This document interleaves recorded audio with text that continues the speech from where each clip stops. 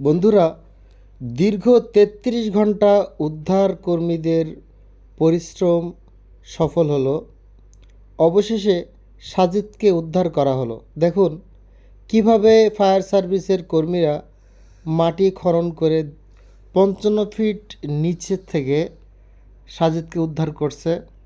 দেখুন মনে হচ্ছে যেন মাটি খুঁড়ে খুঁড়ে কীভাবে যেমন অন্য কোনো কিছু গুপ্তধন আবিষ্কার করা হয়, ঠিক সেভাবেই সাজিদকে উদ্ধার করা হচ্ছে। দুইজন ফায়ার কর্মীর সদস্য ভাই কিভাবে তাদের কোমরে দড়ি বেঁধে নিচ থেকে মাটি কেটে উদ্ধার করছে সেই শিশুটিকে। সবাই কিন্তু অধীর আগ্রহে আছে শিশুটিকে দেখার জন্য, তাকে আসলে দেখতে পাবে কি না। তারা যেভাবে মাটি খুঁড়ে খুঁড়ে বাহির করছে, তো আমরা আশা করছি তার শনাক্ত করা সম্ভব হয়েছে। দেখুন তাকে তুলে নিয়ে আসা হচ্ছে।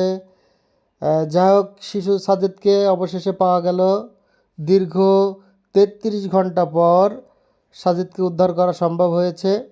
ফায়ার সার্ভিসের দুই ভাই সাজিদকে উপরে নিয়ে আসার চেষ্টা করতেছে। অবশেষে সাজিদের দেহ পাওয়া গেল। তো ফায়ার সার্ভিসের কর্মী ভাইয়েরা কিন্তু অক্লান্ত পরিশ্রম করে বাচ্চাকে উদ্ধার করার চেষ্টা করেছে।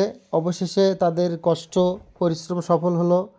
কিন্তু বাচ্চাটি বেঁচে আছে কি না আমরা এখনও পর্যন্ত জানতে পারিনি।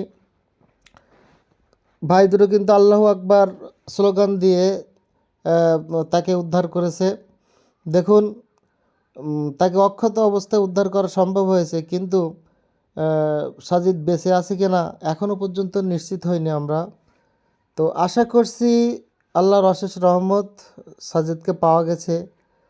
তার মা বাবা যে কষ্টটা ছিল, হয়তোবা সেই কষ্টটা কিছুটা হলেও দূর হবে। কিন্তু সাজিদ যদি বেঁচে থাকতো তাহলে আরও ভালো হতো। কিন্তু যতটুকু সম্ভব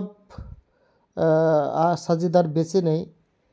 তারপরও এখনও পর্যন্ত নিশ্চিত না। হাসপাতালে নিলেই দেখা যাবে বা বোঝা যাবে যে সাজিদ বেঁচে আছে কি না। ফায়ার সার্ভিসের ভাইরা অক্লান্ত পরিশ্রম করে তাকে নিয়ে আসছে সামনের দিকে। এখানে কিন্তু প্রচণ্ড মানুষের ভিড়, অধীর আগ্রহে সবাই আছে।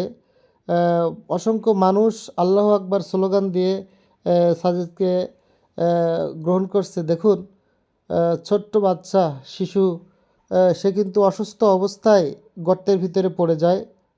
তাকে ফিরে পাওয়া গেছে, কিন্তু সে আসলে বেঁচে নেই যতটুকু ধারণা করা হচ্ছে।